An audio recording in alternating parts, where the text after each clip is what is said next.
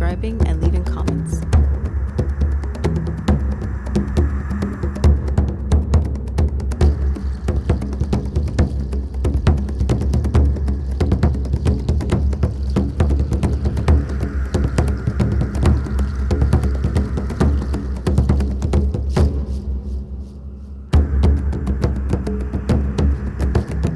The Patterson-Gimlin film remains the most contentious piece of footage in the world of cryptozoology. It is said to be the most analyzed film of all time, behind the Zapruder film. Of course, there are those who are convinced that the film shows a Sasquatch. On the other hand, there are also those who are convinced it's all a hoax. To ignore one side or the other is not conducive to full-scale and thorough research. Arguments for both sides must be scrutinized and studied, dissected and digested. Only you can determine what you see in the Patterson-Gimlin film. The following is the second part of a two-part program, which took place on the 8th of March, 2004 on the Jeff Rense Program. Please take a moment to visit www.rense.com for some fantastically amazing content. The first part showcased the skeptic's side. This second part will showcase those who have been referred to as believers, but many of whom prefer to be labeled as knowers. Part 2 features Lloyd Pye, Larry Lund, Loren Coleman, M.K. Davis, and Daniel Perez.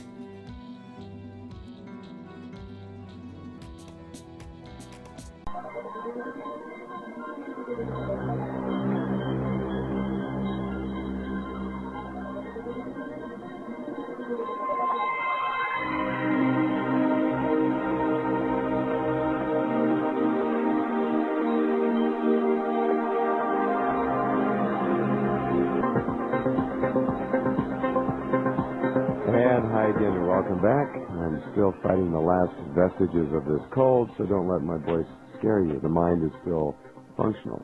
At least that's what they tell me. Last week, as many of you heard on this program, there was a 3-hour presentation made by a number of people who contend that the famous Patterson-Gimlin Bigfoot film is in fact a hoax. And for all of you interested, you can hear that program in my archives anytime you'd like. Just click on the archives at the top of Rense.com and you'll be able to hear the program in its entirety.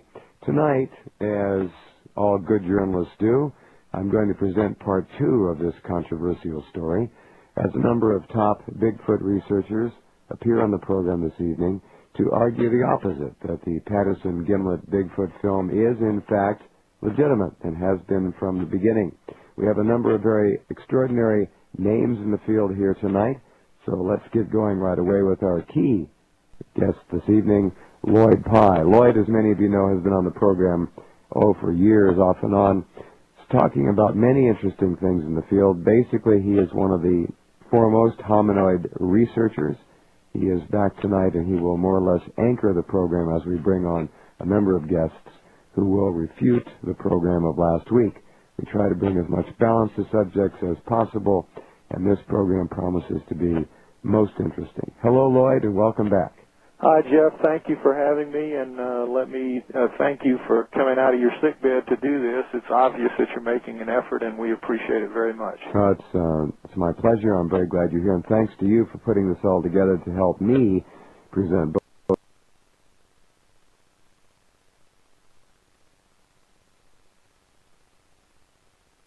sides of what is turning out to be a very emotional, very controversial, and very bitterly issue at this point in time.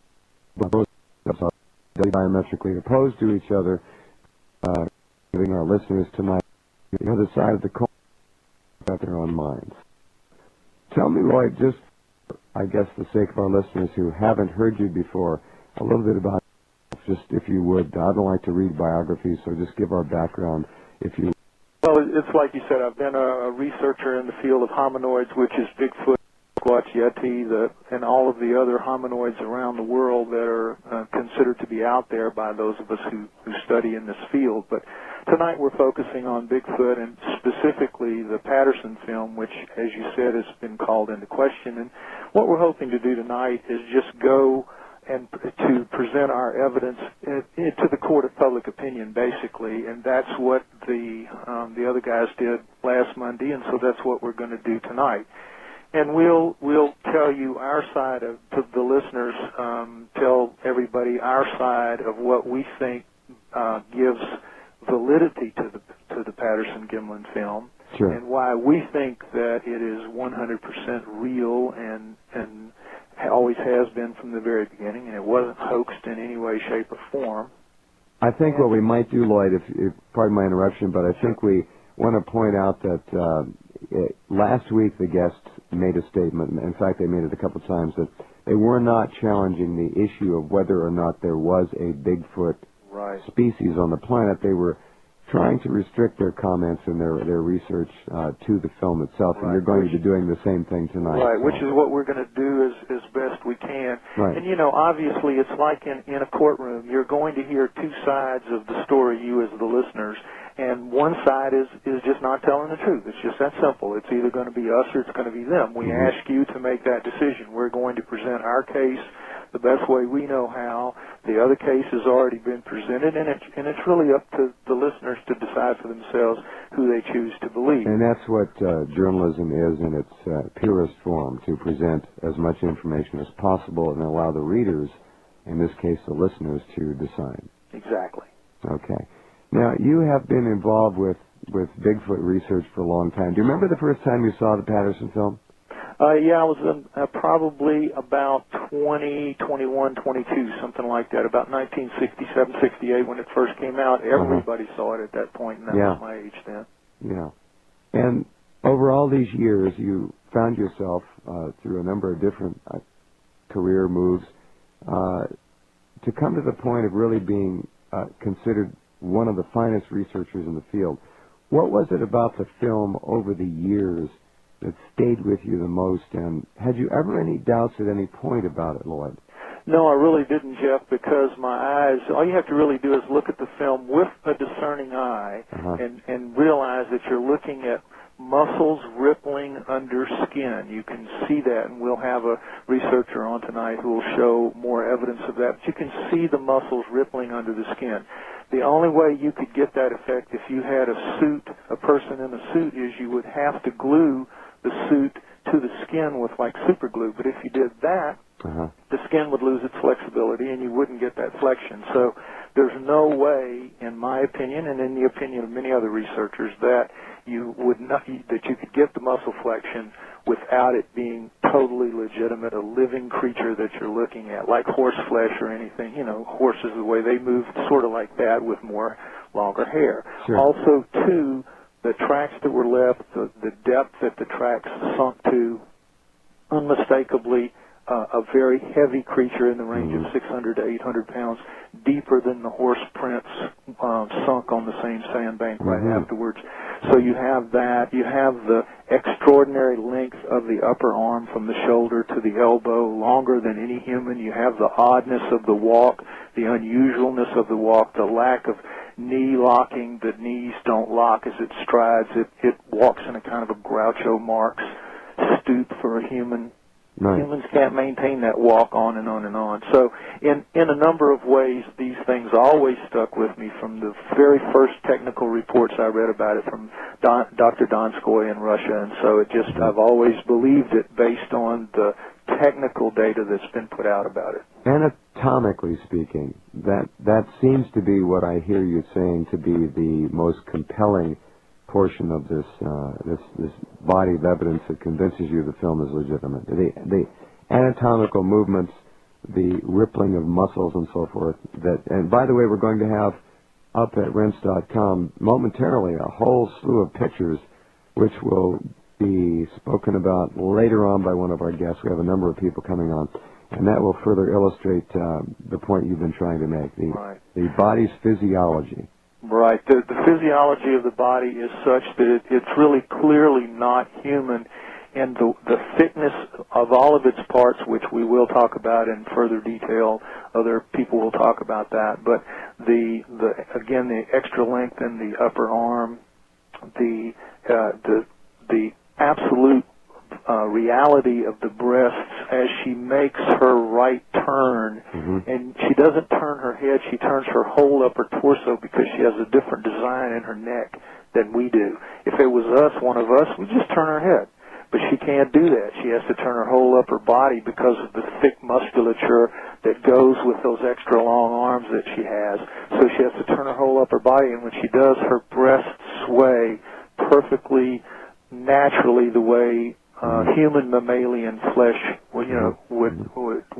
mammalian flesh rather would sway. So that too is another very convincing part of the film. And I would point out to listeners that this is something that was not addressed in the whole 3 hours that I heard from the other side.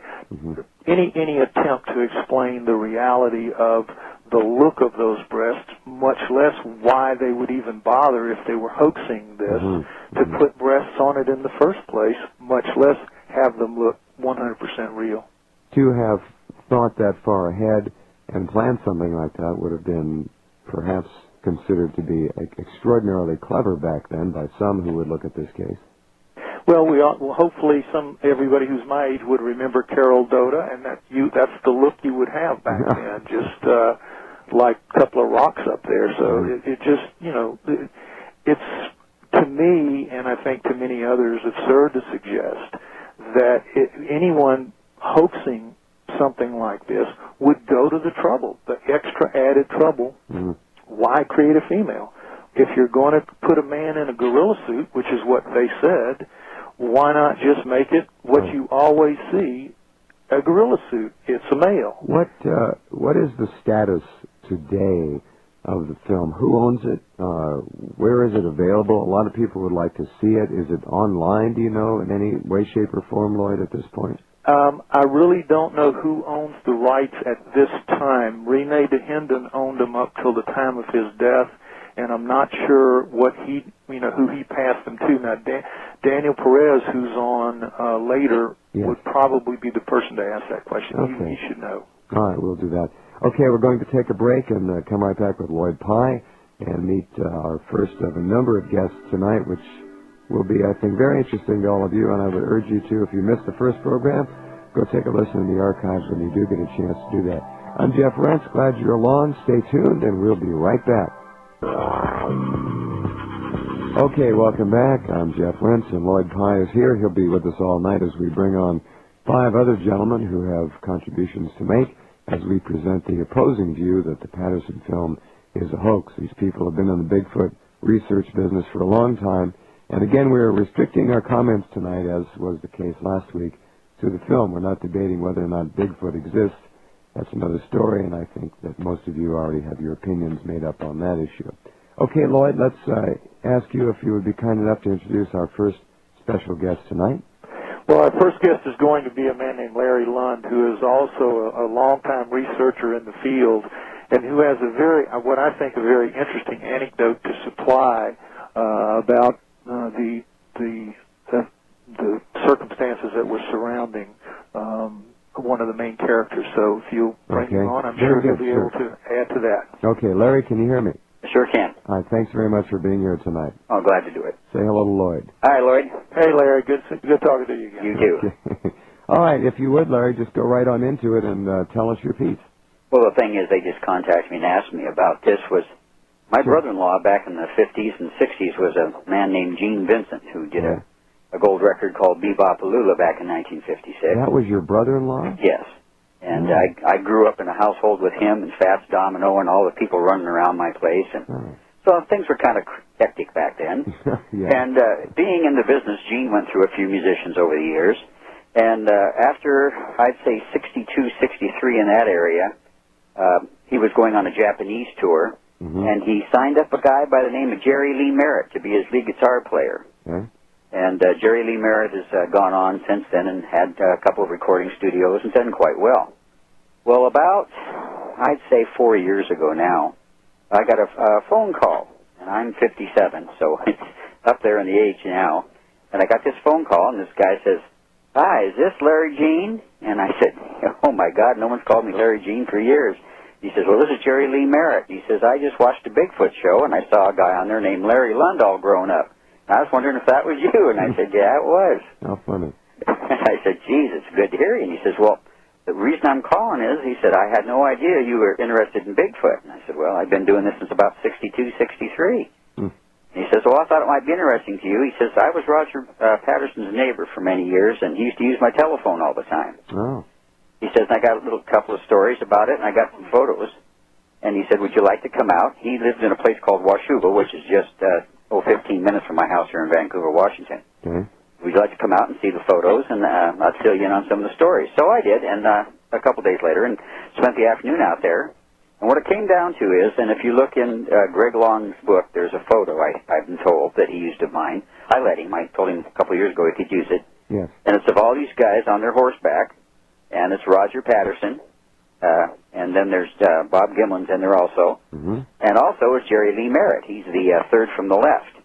Well, anyhow, he told me the story of he was supposed to go that morning with Roger and Bob, and down to Bluff Creek. Right. They had asked him if he would like to accompany them, go down there and help him with the horses, as he was a horse person also. He'd been in country music all his life and loved horses also. Sure.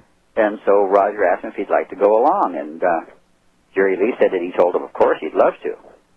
So over the years, him and Roger had been friends, and the wives knew each other and things like that. So Jerry Lee went home and told his wife Joyce, and he said, well, tomorrow morning, Roger's going to pick me up because he's going on one of his Bigfoot trips, and I'm going to go along and help him out and have a little fun down there in the woods of California. And she said, Jerry Lee, if you go out monster hunting with that Roger Patterson, she says, don't come back. And so Jerry took her very seriously, and I guess the next morning, quite early, Roger and Bob showed up and came to the door, and Jerry went to the door and told Roger, he says, I'm sorry, Roger, I can't go along with you. My wife doesn't want me to go, and wife comes first, home front comes first, so I'm staying home. So that's basically what it is, and it doesn't sound like a big deal just from the story itself, but when you think about it, I talked to Jerry then that day, and I said, did he mention anything beforehand about doing anything special or anything, sleight of hand type of thing or making a story? And he said, no, he just wanted me to go along and go on the hunt with him and help him with some filming and riding some horses. So it seems that if Roger was planning something, he wouldn't want someone else in a way that could possibly stumble onto something and ruin the whole thing. I mean, that's what we get out of the deal. Okay. So that's basically it. Lloyd? Yeah, well, the point of that is if Gimlin and Patterson had Bob Heironimus lined up to be the guy in the suit, what are they doing inviting a third guy that they apparently haven't told anything about it? You could argue that, well, they were going to bring him in if he actually went, but it seems like that's a little late in the game to tell someone, look, we're dragging you into a hoax here, whether you want to come or not, you're in it. It doesn't make sense. If they were planning a hoax, they would either not have told, they would not have invited him, or they would have told him in advance of it that, hey, we're gonna hoax this thing, and you can get in if you want, or you don't have to. But they wouldn't have. I just don't see them handling it the way we just heard described. Interesting little story. Larry, thanks very much. Anything you want to add to that? We have about a minute left. Well, just that Jerry Lee, I'd known him since I was about 12 years old. Yes. And was talking with him that hour and a half there about Roger. He told me, he said he'd known Roger many years, and I had never met Roger, never did even talk to him. And he said, Larry said that the guy is a little, out there a bit because he believes in these monsters, which Jerry didn't believe in them. He said, but he really believes in it, and I don't really think he would ever fake anything to mess up his life in this hunt for the Bigfoot. So all I have to go on is my knowledge of Jerry Merritt and his knowledge of Roger. Well, that's an important piece of the puzzle, and I sure thank you, Larry, for coming on at short notice. Thank you. Very happy to do it. Thank you. And talk to you soon there, Lloyd. Okay, Larry. All righty. Bye-bye. Bye. Okay. All right. Well, as any court of public opinion would hear, we hear lots of little pieces, and that's up to you folks out there listening to factor them and figure out what you think they mean. Interesting little piece I've never heard before, so we'll move on and come back with Lloyd in just a couple minutes, and we'll meet another special guest in our long roster of guests tonight. And remember, we do have a lot of pictures up on the site, which are linked now. I have James link them right at airtime, so go to Rense.com and you can take a look and see what we'll be talking about later on. Glad you're with us tonight. Don't go away.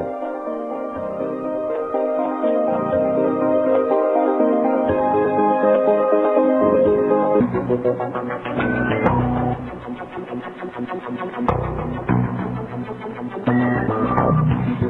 welcome back, and we are off to a very fast start out of the gate. Lloyd Pye is here. We're going to bring on our second special guest now. Lloyd, please introduce the man. It's Bill de Hollander, and Bill has an anecdote that he's going to share, but we have to say in advance of this one, but that on short notice we were not able to get the principal character that he'll be talking about to see if she would be willing to let her name be used. So we're just going to have to go without that, but nonetheless, Bill was there, and he can give his own personal testimony about it. So it's one removed from the horse's mouth. With that caveat, though, it's still, I think, something worth hearing. All right, very good. Hello, Bill. Welcome to the program. Hello, Jeff. Nice to be here. Thank you. Thanks for making time for us. Go ahead and tell us your story. We're all ears. Well, simply put, Bob Heironimus is a liar. He has schemed this Bigfoot thing with Barry Woodward and possibly another person. I won't mention his name. But give me that first name again, please. Oh, Barry Woodward. Okay. That's the attorney that he has so-called, gotten to represent him. All right. Well, he's known Barry Woodward for a long time. He was drinking buddies with him as far back as 1997 that I know of, and maybe beyond that. And what would bring you to make that statement? Well, his my wife has a friend who recently got divorced from a fellow that that used to entertain Barry Woodward and Bob Heironimus at his house. All right. And this gal, who I can't mention her name, like Lloyd said, used to listen from the kitchen to these guys talk in the living room. Okay. In fact, they'd even kind of quiet down when she came into the room, but she could pick up enough of what was going on. Okay, and name the three people in the living room again. Bob Heironimus, Barry Woodward, got it, and then this gal's husband, who I guess I gave her his name. You'd figure out who she was. No, you can protect that. I understand. Okay, those three people. All right. Understand. And what year or let's say time that frame this guy is very well-to-do, and he's got a nice house. And anyway, what was the time frame of this? Approximately. She didn't tell me when she heard this. I heard the story from her in 1999. All right.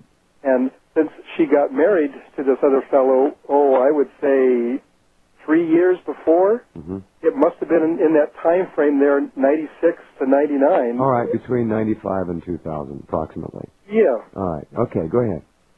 And she said that they would sit around and joke and laugh and think up a way to have Bob Heironimus be the man in the suit.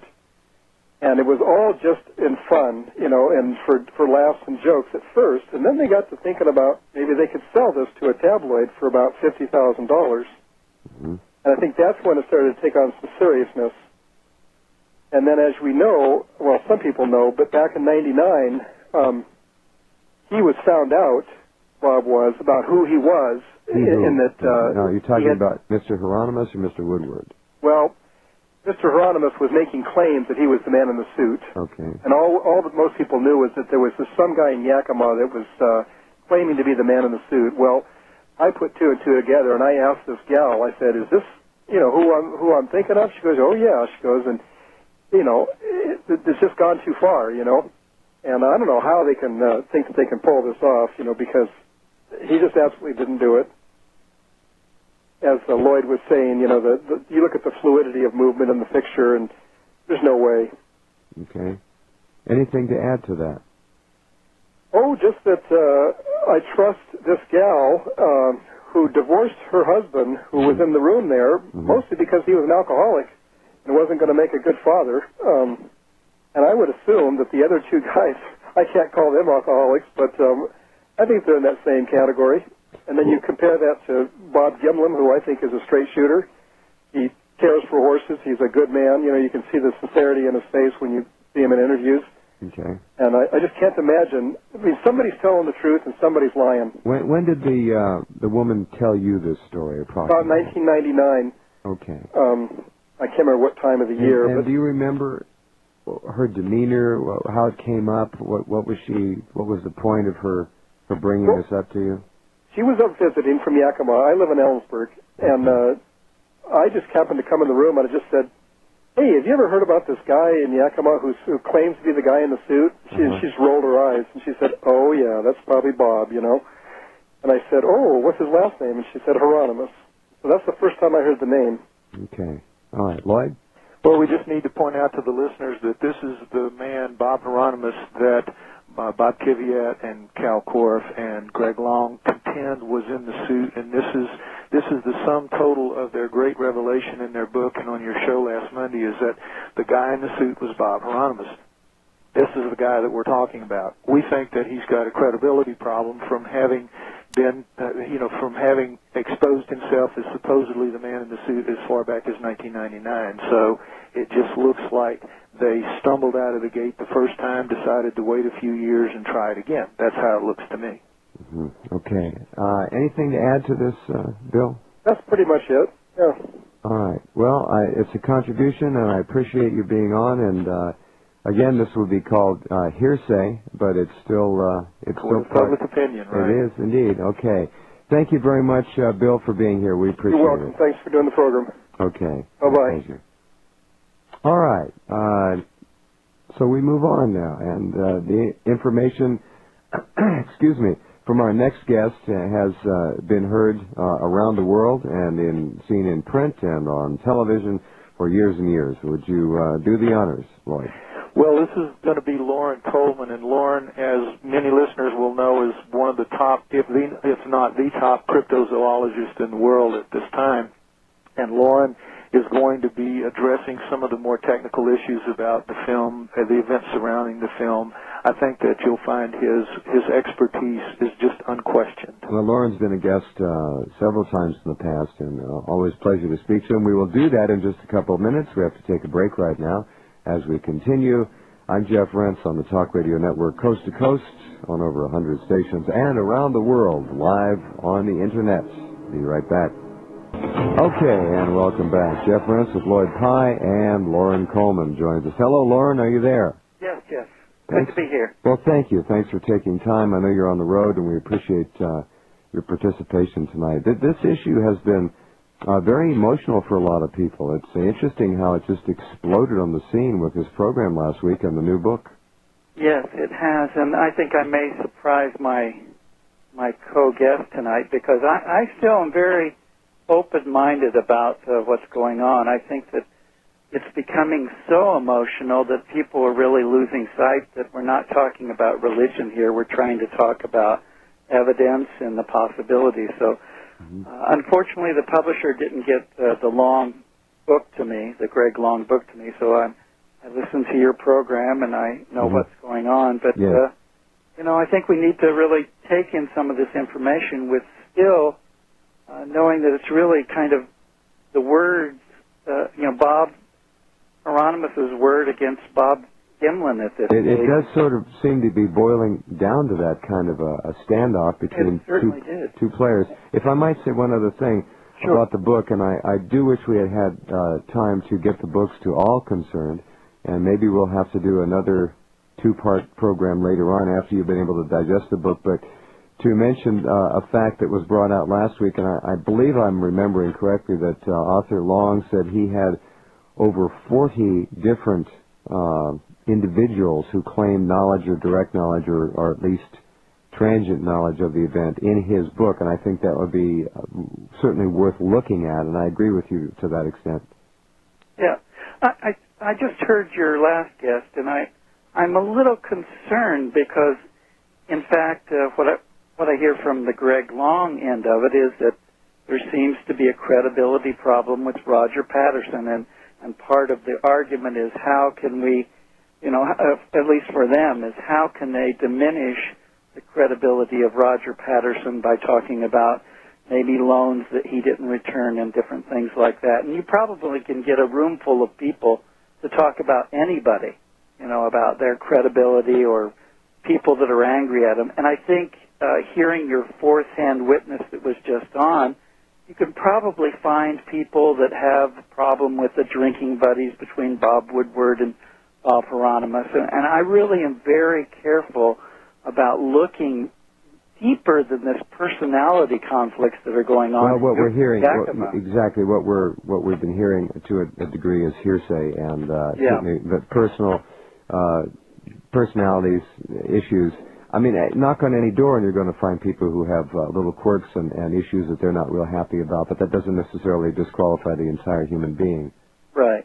So, in my book that I wrote last year, my Bigfoot book, I actually give hints of what's going on as far as this whole, in 1999, Bob Woodward did hold news conferences and said that he was going to present this Yakima man who said he was the man in the suit, and they were trying to sell, something to the tabloids, and he really withdrew the news conference because he hadn't made the deal, and it does seem like there's this undercurrent of money, and that this Bob Heironimus felt he was cheated out of $1,000, and so now 5 years later, he shows up and he wants to make money, and that people fool themselves that there's a lot of money in Bigfoot, and there's hardly any money in Bigfoot.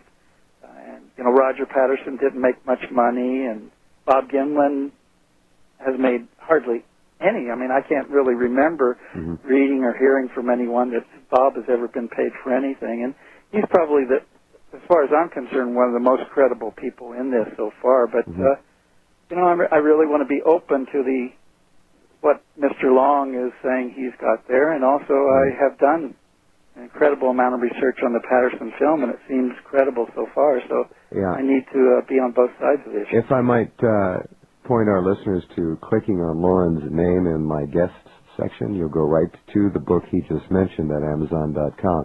Outstanding book, and a tribute to the character and professionalism of Loren Coleman. He's right at the top of his field. I also want to ask you, if you would, Loren. Sure. There will be a little confusion with some of our listeners who, in a peripheral sense, have a vague recollection of someone who died about a year ago claiming to have been involved in this. And if you might want to clear that up for us. The guy that claimed to have... Ray Wallace. Ray Wallace. That's a whole other... Ray Wallace died, and we know from, John Green, myself, and a lot of the fields, I've now been in it for 44 years, way back in the 70s, Ray Wallace was the kind of guy that would write you letters and talk about how the Bigfoot was guarding the cave full of gold, and how he made footprints for people, and how he was really making fake Bigfoot so that they would stay away from gold and stuff like that. He was a known prankster. He would talk about trying for $1 million to adopt a baby Bigfoot, or how he had a Bigfoot in his cabin and was trying to sell a film of Bigfoot to Tom Slick in 1959. So, Ray Wallace was the kind of character that was always there, a fringe prankster. He died in November of 2001, and in December we started seeing those obituaries from the Seattle area, and his family came forth with this amazing discovery of the fake footprints that they found in the garage and other places, and they claimed that Ray Wallace had made the fake footprints in 1958 at Bluff Creek. Well, it turns out that probably Ray Wallace did, after the initial Jerry Crew footprints were found in that summer and then in October, Ray Wallace did take some of his faked card footprints and track them around his construction site. And what's been missing in all of this publicity that came out in 2002 and into 2003, where they said Bigfoot had died, the father of Bigfoot had died, and all of that. Well, Ray Wallace couldn't have made all of the footprints.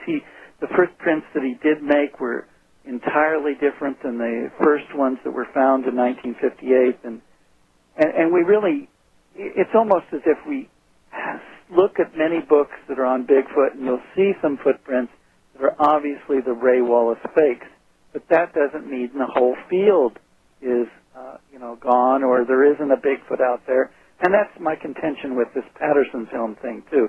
Even if the Patterson film is found to be totally fake, and we can believe all of the evidence that Long and friends are putting forth, it doesn't mean there isn't Bigfoot out there. And I think that why I think that the press is not so interested in this story, you get one little article in the Washington Post and different things like that, is they've just gone through this with Ray Wallace. The media has already been convinced that Bigfoot doesn't exist.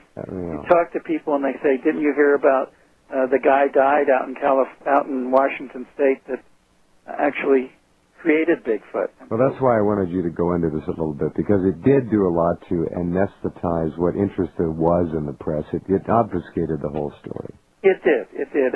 And what I did is actually track the media during 2002, and this Ray Wallace story jumped over to England, and it got merged with the Patterson film, because Ray Wallace actually did film his wife in these terrible gorilla suits and sell them to some reality programs. Remember That's Incredible? Different things like that. That was his? He did, not the Patterson film, but he did some of these fake films, that are like the Ivan Marx films that are blatantly hoaxes. I remember that as a little kid on that program. And so the press over in Scotland and England confused the Patterson film with what Ray Wallace's family was trying to say. My father filmed Bigfoot and my mother was in it. That story leapt back to California, and you had articles coming out in California saying that Ray Wallace was the one that filmed the Patterson film. His wife was the one in the suit in the Patterson film. Well, thanks for straightening that out. I hope we have that clear now.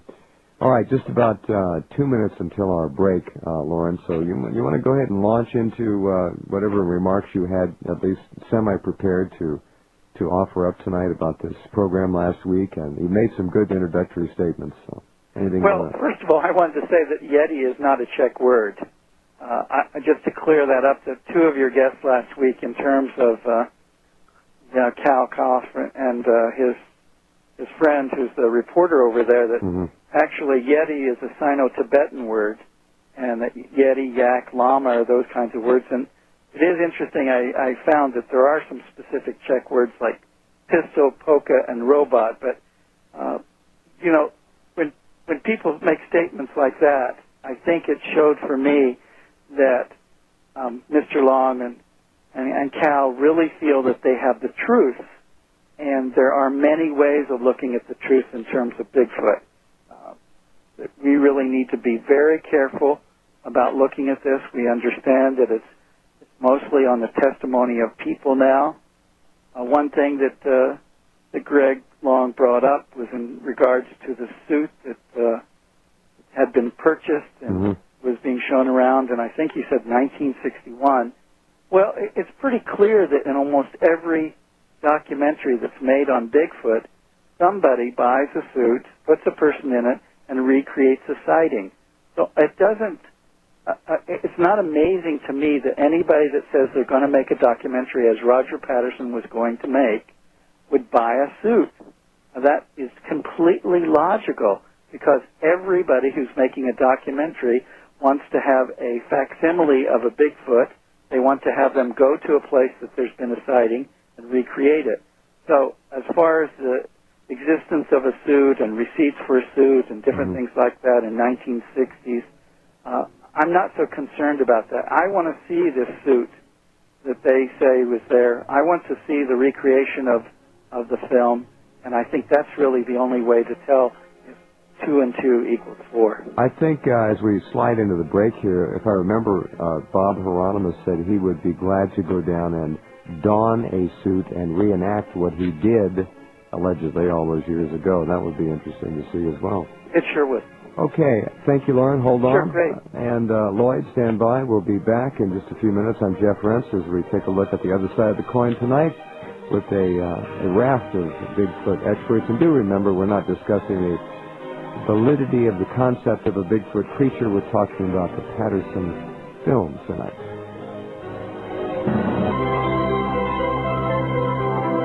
Okay, and we are back. Hour number 2. I'm Jeff Rense with Lloyd Pye. Loren Coleman is on as well right now as we take the other side of the issue and take a close look at the views of folks who tend to stand firmly behind the Patterson film and have for decades. So here we are. Okay, Lloyd, anything to bring us up to speed, and then we'll get right back to Loren. Well, just that Loren is right to offer the caveat that we have to keep open minds to the extent that we're here to evaluate evidence from both sides of the coin. The other side has given theirs. Now we're giving ours, and we ask again the listeners to just make up their own minds. Okay. Loren, go right ahead, please. You still there, Loren? I'm not hearing Loren. Kristen, is Loren still there? She said he should be. I'll check. All right. Well, in the meanwhile, I might mention to people again that Loren is extremely well known as a cryptozoologist. He's the author of 27 books. Oh, he's been around. Including Bigfoot, The True Story of Apes in America, which, as you said, can be linked. And, I think a book like his is much more valid in terms of giving, as you can tell just from listening to Loren talk and how careful and cautious he is in everything that he does. If you want to get a real, true, I think, accurate picture of what's going on in the field, his book, and I think Daniel Perez's as well, would be, much better choice. I remember, we're reconnecting with Loren momentarily. I remember when he had that, someone sent him a picture, or he came by the picture of what appeared to be the skunk ape in Florida. Remember that one? It was right, I do indeed. Behind the saw palmetto palms, and I think there were two photographs turned into a police station or something like that. Right. Pretty amazing. Whatever became of those pictures, do you know? Well, there was a lot of analysis done on them, and some people, still make. I got an email not too long ago about it showing, the hand, different aspects of the hand and all. Sure. It's still undetermined what exactly it was, whether it's a hoax or not, but it was one of the better photographs that have come along in the whole field in quite some time. But like everything, you get arguments on both sides. Oh, yeah, it was very vivid. It was one of the most clear, and it was a first-class photograph is what it was. It wasn't a blur, it wasn't a smudge, it was, it was a flash photo. Nobody was trying to hide anything with that, with distance, or, it was too far away, or they were behind bushes, too many bushes. I mean, it was behind some bushes, but you could still see an awful lot. Right? Exactly. Okay, we're going to get Loren back here momentarily. He dropped off somehow, and we are reconnecting. How are we doing, Kristen? Okay, Loren, welcome back. Hi there. How was your vacation? We were just talking about your work with that. I guess there were two photos of that alleged skunk ape in Florida, and I asked Lloyd if he knew what was the final disposition of those photos. The final disposition is we're still trying to track down the woman that took the pictures. We were able to track it down to where the photograph was actually developed, and yet, we've got it within a few miles, and there's actually people that are still going house to house down there that are working with me. Oh, good. Okay, now back to the issue of the Patterson film. Right. As you heard the program last week, what were some of the notes you made, either physical or mental, that you wanted to present tonight when you had an opportunity to do so? Do you remember making any notes? That's not right, or I don't particularly agree with that, or that needs much more investigation. Were there things in there that particularly stood out in your analysis?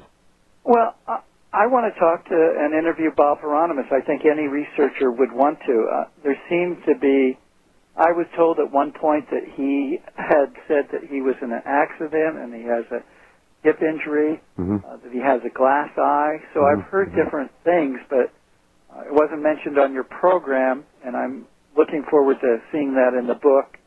I wanted to know the motivation, why he waited so long. I would do a credibility background on why this guy now has come forth. So those are all questions.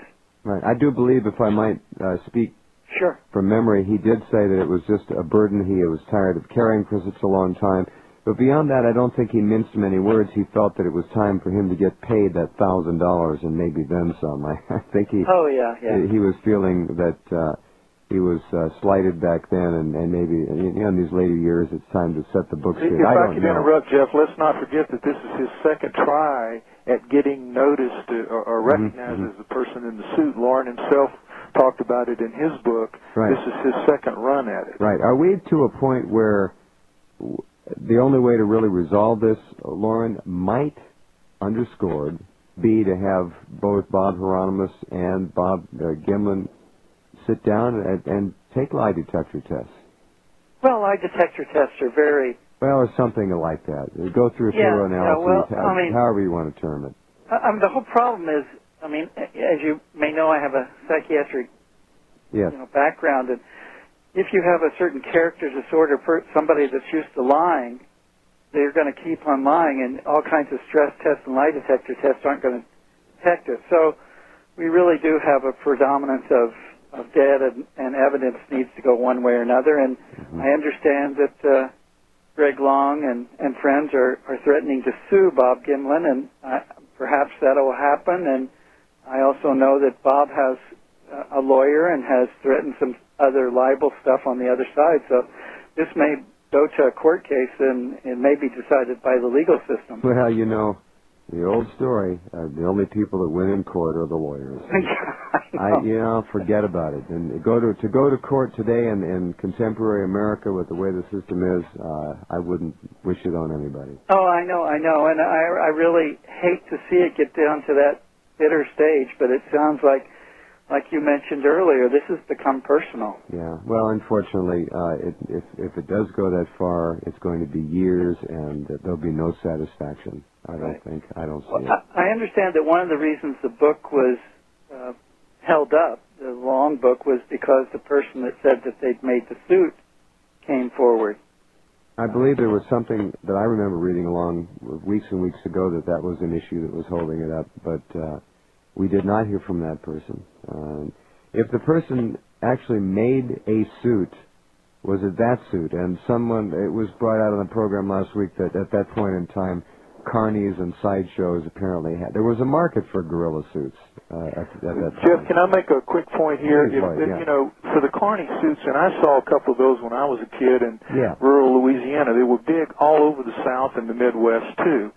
When that person jumped out in the gorilla suit, you can bet that if that gorilla had had breasts, it would have been like Janet Jackson all over again. You were in the Bible Belt. They didn't build them with breasts, I can assure you. All right. No, and I think N.K. Davis has done a good analysis of the muscle movement that he sees beneath the fur, and that seems to be pretty compelling.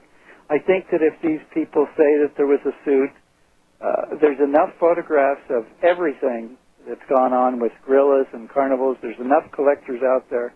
Yeah. We should be able to find a photograph of one of this man's suits. And, sure, Roger Patterson supposedly was supposed to have modified the head, and there was some padding in the shoulders, but to have hair-covered breasts is very unique. And so this unique suit should be photographically able to be reproduced, if they can do all of that, if they can recreate the walk, there are some things about the film that I've always known, and from the analysis, even Jim McLaren, when he was filmed in the exact spot with John Green, we know, and I've always thought that this creature was only a little over 6 foot, so the whole business about some Bigfoot folks have said that the creature's over 7 foot tall and it weighs 2,000 pounds. I've always thought that was kind of way off the other end. To the extent that Bob Heironimus says I think he said he was 6'1", that sort of fits with your view of the size of whatever was in the Patterson film. Right. Okay. No, I think that it's a human-sized creature. It looks like, the appearance is not everything, but it looks like it's about 300 pounds. He said he was 190 pounds and the suit was 20 pounds.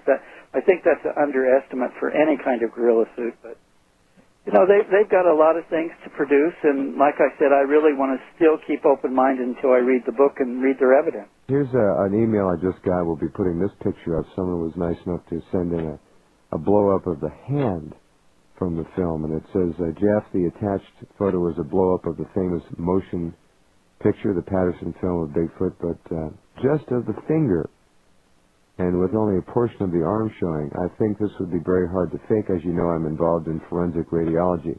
So we'll be putting that picture up as well, and you folks will be able to take a look at it shortly. So that comes in. Okay. You have some very committed listeners. Oh, they're very wonderful helpful. people. They really are. They care, and they are fair-minded people. Yeah. Okay, let's take a break. We'll come back and spend one more segment with Loren Coleman. And Lloyd Pye will be right back with yours truly. I'm Jeff Rense. Glad you're along tonight as we take another look at the Patterson film. Okay, and we are back, Lloyd Pye and I and Mr. Loren Coleman talking about the Patterson film. Okay, Loren, what other issues do you want to present? We have just about 5 minutes left tonight. Anything in particular you'd like to focus on? You mentioned several things already.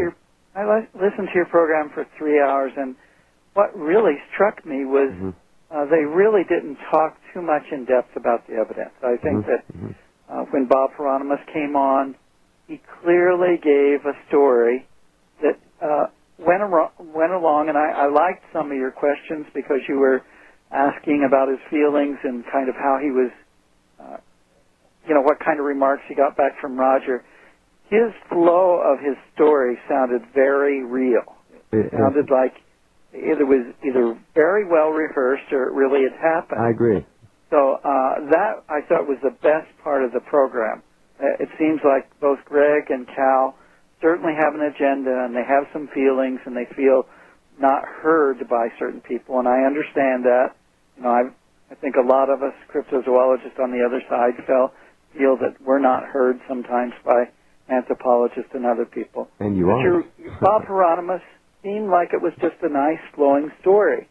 My questions would be to him, when did it really happen? Could he be confused about dates? Was they perhaps trying to recreate something that had happened? When you have people coming along and saying they saw something, a part of a mask in a trunk and different things like that, to me, that doesn't match up with that suit necessarily was worn on October 20th, 1967. Yes. So I think the chronology now, several years later, and hearing from this man, do they really go together? Was he really in the suit? Can he recreate it? Can we find the suit? So those are all of the questions I have, and it all goes back to the Bob versus Bob, and who's the most credible in this story. Now, you know Bob Gimlin. Yeah. You have not met Bob Heironimus. Is this something that you would make a priority issue if Bob Heironimus were available? Well, I just would want him to tell me his story, and I think that there's certain kind of indicators that people give about whether or not they're telling the truth, and how many times can he tell the story, and what are the dates, and what was going on, and maybe that's in the book, and I look forward to reading the book. But I also won't just read a book without interviewing the primary, so I'm still going to do my footwork. In other words, you want to sit down and see the man, look in his eyes, and hear him talk. Yeah. And I think that Greg Long, he gets upset sometimes that he feels that the Bigfoot researchers didn't go around and ask the right questions in Yakima. Well, Bob Heironimus sought these people out, and luckily Greg Long has the privilege of living in an area in which he can quickly get to Yakima. And I think that most of us know that we live in different parts of the world, and sometimes it's hard to get to those. This is not a well-funded field. So, kind of the romance and passion of Greg Long, as far as trying to get to the bottom of this, was helped along by the fact of geography. He just was in the right place at the right time. Lloyd? Well, I would just add that if I appreciate Loren's extreme caution and his struggle to be fair here, but I think I personally have a lot more questions about what they said, and I'll talk about them as the evening rolls on. But I made notes, and I didn't feel that the story personally rang true, even though the both of you feel that it did. I had some problems with it, and no, I didn't say that. Please don't put words in my. I said that the way that Bob Heironimus told the story. I'm sorry. Sounds Good. compelling. Let me clarify mine too. The way Bob Heironimus spoke and relayed his story had the ring of truth to it. It sounded right. That's what Loren is saying, and that's what I'm saying. Okay. It sounded right. Okay. Okay. It didn't sound like he was humming and hawing and hesitating. It flowed. So that's my read on it. Anyway, well, if he's been practicing it since '98, hey, listen, anything's possible. That's what we're here. That's what we're here to try to do. To try to further move the debate forward. Hopefully we can do that. Right. And it is important at some point to hear Bob's Gimlin side of this. How much does he know about Bob Heironimus? Has he, what's going on in Yakima for all of this? Maybe for all of this to happen. Yeah, maybe Loren and Lloyd. After everyone has been able to read the book, we can get Bob Gimlin to come on the program, and maybe Mr. Green. Anybody else? We'll do round 2 with everyone. So I think that's important. And I did want to make it quite clear that this program occurred 1 week later. It had been my plan from the beginning to try to present this entire panorama for you, and we did ideally want to have more time to get the book, but the book wasn't available quite yet. It will be, and I think we can look down the road to perhaps doing an encore at some point. And I want to thank Lloyd for bringing together. I think it's fairness on Lloyd's part, too, that he wants to make sure that all sides of integrity plus. Like with you, Jeff. You're right. Well, absolutely. Thank you. Okay, Lauren, we're going to let you go. Okay, take care. It's been great speaking with you again. Bye-bye. Take care. All right. Yeah, he's a class man and a true inquiring scientific mind, and I like the way he thinks. Always have. Okay, and you're not so bad yourself. Well, thank you. I appreciate that. I do appreciate him coming on, and everyone should know that he stayed up very late where he is on the East Coast, and he has a very early meeting tomorrow morning. Indeed. So he was, like you, getting out of a sick bed. He was making an effort for us. Yeah, it's okay. I've never missed a program from illness in 11 years. Oh, good for you. Good man. Just don't do it. No time.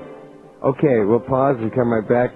2 more fascinating guests coming up next, courtesy of Lloyd Pye. So stay right with us. And we are back. Lloyd Pye is here with me tonight. He's the anchor guest, and we have a lot of special guests that Lloyd has been very kind in setting up tonight. Lloyd, would you like to introduce the next, please? Our next guest tonight is a researcher named M.K. Davis, and M.K. is an amateur astronomer and astrophotographer who has done really some of the most detailed analysis of the film, certain parts of the film, using the high-tech techniques of astrophotography to try to get at whether or not it was a real creature or someone in a suit. So I think he's going to have some very interesting insights to share with the audience, and really looking forward to having him on. Okay, let's see how the signal is. And Mr. Davis, are you there? Yes. You sound bright and happy and fresh and right next to us. Well, I was kind of nervous there, but I got to listen to all those other guests and what they had to say, and now I think I'm okay. Now, don't get nervous. You'll get me nervous, and then we're in big trouble. All right. So tell us a little bit about yourself, when you got involved in this whole Bigfoot thing, if you would. And you've got quite a background. Well, yeah, I was into astrophotography. I have a rather large telescope, and I had outfitted it for photography, and a lot of the techniques that you use in astrophotography involve rescuing faint detail, from space photographs. Yes. And I kind of got developed a little savvy with film, and I came across this photograph from a third party, and I recognized that the photograph had been treated in a similar fashion that you would an astrophotograph. It had been filtered. If you go to the link, it would be photo number 1. Okay, you'll see that photograph. Very good. Let's ask everyone to head on to the homepage at Rense.com and look in the guest section for image analysis. Click on that and load that page. Now, what I've had James do is put that newest picture you may have heard me mention. It shows the finger on the hand just right at the very, very top. So right below that, actually the second picture, the first big image one is the one we're going to talk about. Okay, go ahead. Okay, this is a rather large file here. You might one of the most striking things that you might notice about this picture is that it's red. I mean, it's fully red. And when I saw that, I recognized that somebody had treated it in such a way that somebody was looking for something. They used filtration on it, and there's a couple of reasons for using filtration. One of them would be that if the detail in the photograph lay in the red emulsion layer, then they filter the other layers out in order to see what lay in the red. And another reason why they may use filtration is to eliminate an artifact of a fast focus lens, which is they call chromatic aberration. And what that simply is it doesn't bring all three primary colors to the same focus. And this is a common characteristic in fast focus lenses and cameras, and it doesn't really become, a big deal until you try to enlarge a lot. And then you start to see little rainbow effects. And to eliminate that, somebody would filter out every color but one, and then it actually crispens or sharpens the image. So I recognized that this had been done to this photograph, so I became interested mostly in the photography behind the film, at first, rather than, what was in it. And I was fascinated with that. So I began a little odyssey that's lasted nearly 5 years now. Now, this image is a frame from the film. That's correct. It's actually a print taken from a frame. 16 millimeter? The 16 millimeter film, but this is probably a 4x5 print. Right. So they've taken, would someone have had to snip that frame out to make this print from it? Right. They would have had to make the print. Okay. And they made the print on, at the time was cutting-edge technology paper, Cibachrome paper. Right. And Cibachrome has a very, very fine grain. It's almost, it's the print paper of choice for people who want to transfer from transparency to paper, because very little is lost in the transfer. So, after learning these things, you recognize that somebody had treated it very professionally, and I become interested in it. I wanted to see why they were doing this and what they were looking for, and then I found out several years later exactly who it was, and it was a sort of surprise to me. Who it was the North American Science Institute. Oh. NASI, and they had been commissioned to do a study of the film, and in the process of scanning the film, this print was submitted to them, and this print originally came from the collection of René de Hendon, and it's very close to the master, if not actually from the master itself, because as you make subsequent copies, you start to lose a little quality, and this is a very good print, and it breaks the rules. And the reason I say that is you can't get a good print from a bad film. There's no way to do that. Okay. So this brings up the question of the film. Why do you always see a grainy, shaky film, and then this wonderful print came from it? That's impossible. Key question. All right. So I began, like I said, a 5-year journey into exactly what took place with this film and how this photograph came to be, and it's been a fascinating journey for me. And as you can see, this print here contains a lot of detail, and the creature actually is not nearly as hairy. I say the creature or the subject of the film. It's not nearly as hairy as you might have noticed or seen, thought it was off a TV production of it. It looks to be that the front side, the abdomen and chest area, are largely, compared to the back and the shoulders, devoid of hair. Yes, they are. There's a lot of skin that shows, especially around the armpit area and down the bicep. Right. And on the breast area, it's very lightly haired. And then as you go down onto the leg, even though there's hair there, the hair is not thick enough to prevent the penetration of sunlight to the skin. And I'll demonstrate that a little bit later on one of the other images. But just take a good look at it, and you'll see that there's features on it. You may not have ever seen anything quite this sharp from the film before. Yeah, now that's true. Now, I'm sure a lot of people looking at this picture are noticing what I'm noticing here. Let me just ask you to look right at the waistline, at the top of the thigh, where the thigh runs into the hip area. From the front, the navel, to the back, the lumbar spine. There appears to be a horizontal up and down line. Do you see it? Goes up and down from front to back. Looks like a kind of an M.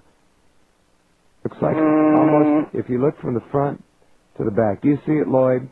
No, Jeff, I don't at the moment. Okay. I'm trying to find it, too.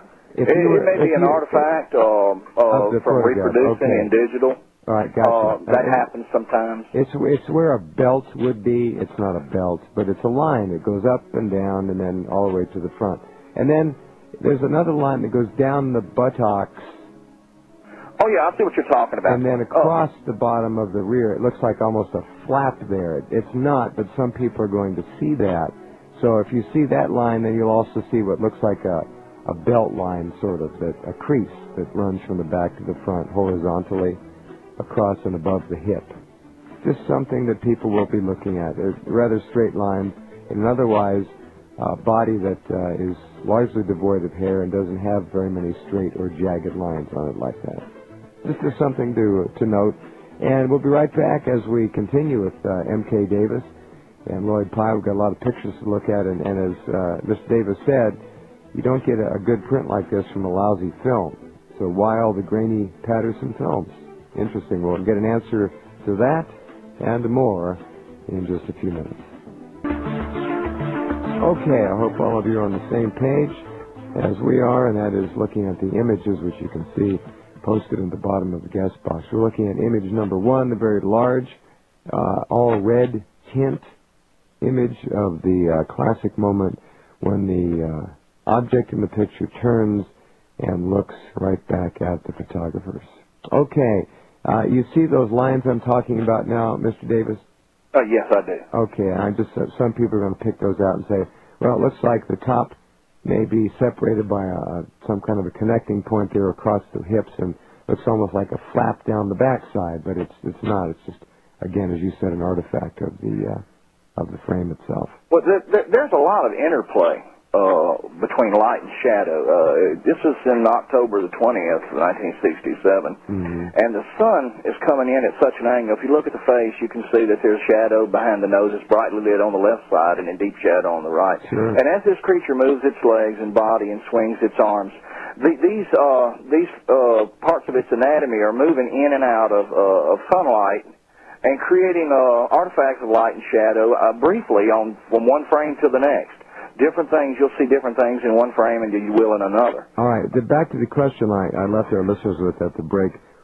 Why such a good print here from a grainy, crummy film? Well, there's only one explanation, and that's that Roger Patterson took a better film than people realize. And I got to looking into the film itself, and it seems that Roger Patterson used Kodacolor 2 motion picture film, 16 millimeter. That's high-grade stuff, wasn't it? It's very good stuff. Matter of fact, it was 25-speed film that he used. It's extremely fine-grained. It's a slow film. It doesn't react to light fast, and it's for brilliant daylight filming. But if you're going to hoax something, it's not the film of choice. It is the most likely to record fine detail. Why are we seeing grainy releases of it? Then where is the A print? I mean, if I can interrupt here for a moment, Jeff, Sure. I might be able to add something there. John Green, who is another of the most famous researchers in the field, and he was intimately involved in this whole scenario about when the film was taken, has told me that the film was ultimately run through a projector that was of very poor quality and old, and that the projector did the damage to the film that was used when they ran the master through that old projector. It wasn't necessarily projector. When the film goes through the gate, it can be messed up pretty badly. And the spools and the sprocket holes and right. This is what John told me. He can speak for himself to that point. Obviously, but I remember very clearly him telling me that. Okay, all right. More about these pictures, Mr. Davis. Okay, now we'll slide down a little bit. The files are a little larger than I expected, but they're still great. I mean, you might have to back away from the computer screen or a little bit. I'm standing across the room. They look fine to me. Yeah. Okay. Well, I'll tell you. Well, let's skip number 2 and go down to number 3 because it's basically. I was concentrating on the cheek area. We can look at number 2 if you would. I think that's an important shot for our listeners out there. It's a close-up of the head and the shoulders, primarily the head turning and looking right back at us. Very wide nose. The mouth appears to be a very wide mouth, if I'm seeing it correctly. Yeah, the mouth is a gaping mouth. Matter of fact, I have some measurements on it when we get down to another photo that I have lower down. Yes.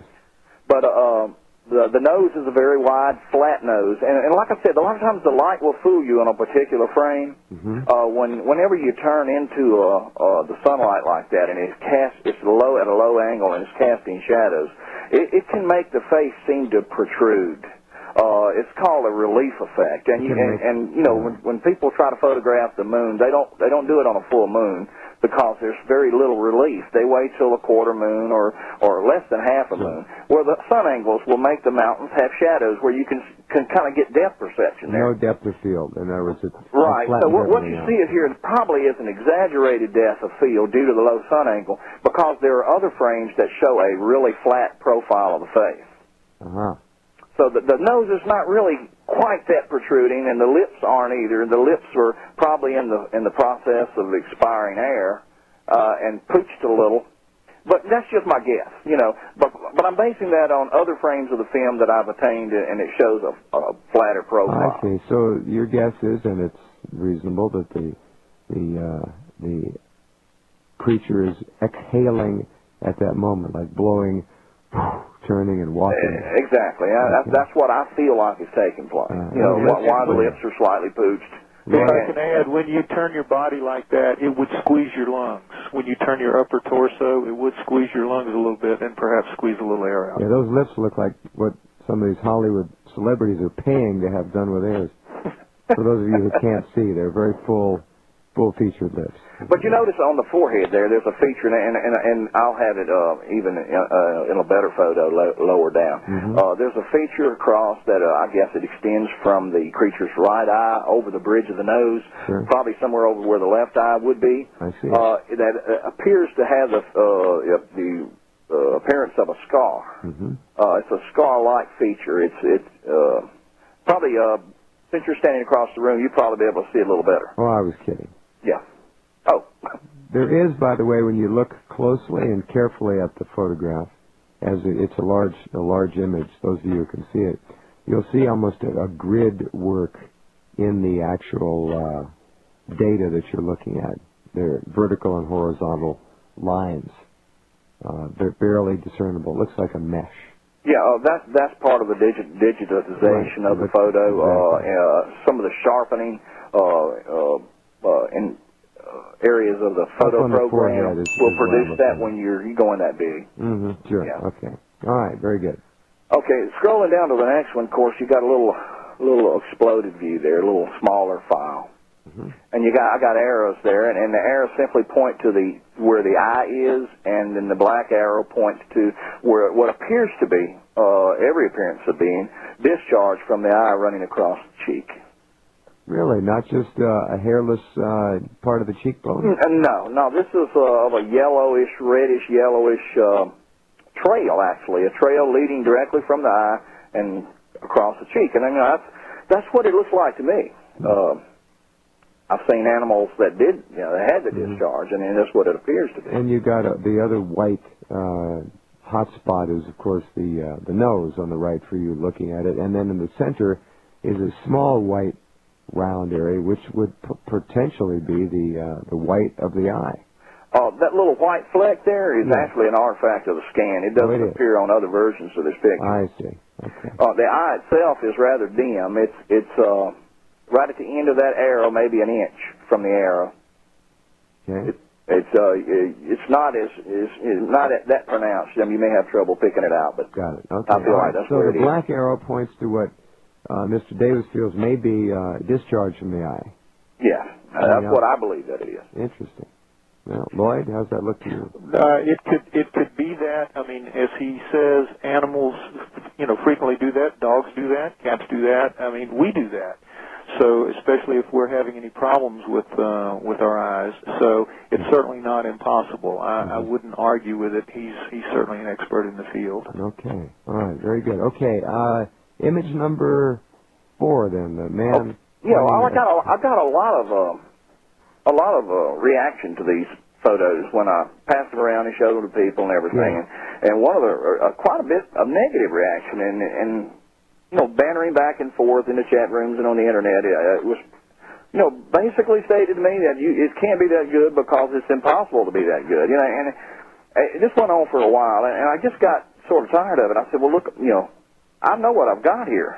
You know, I'll just go ahead. If it can't be blown up, I shouldn't be able to do it. Okay, so if you scroll down to image number 4, you'll see that I did indeed blow it up. That's an awfully clear blow-up. That's an enormous blow-up from a 16-millimeter film at that distance. Yeah, well, at that distance, and that's a key word, and I appreciate you bringing that up, because I call the distance into question.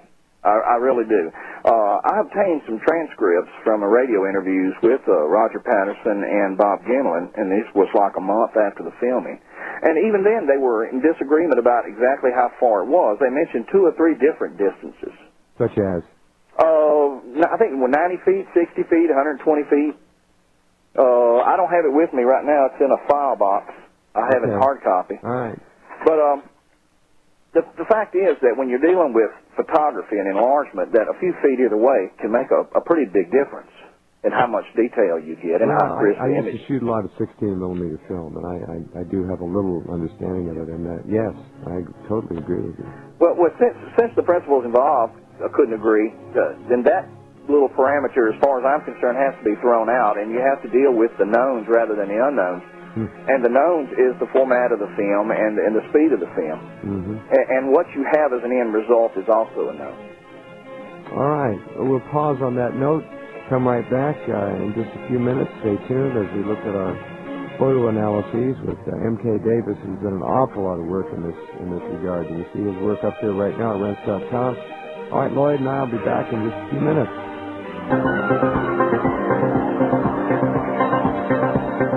Okay, and welcome back. Jeff Rense with Lloyd Pye, and we are at the 2/3 point of our program tonight, which is taking a look at the Patterson film from the affirmative position, rather than the opposite of that which we entertained last Monday.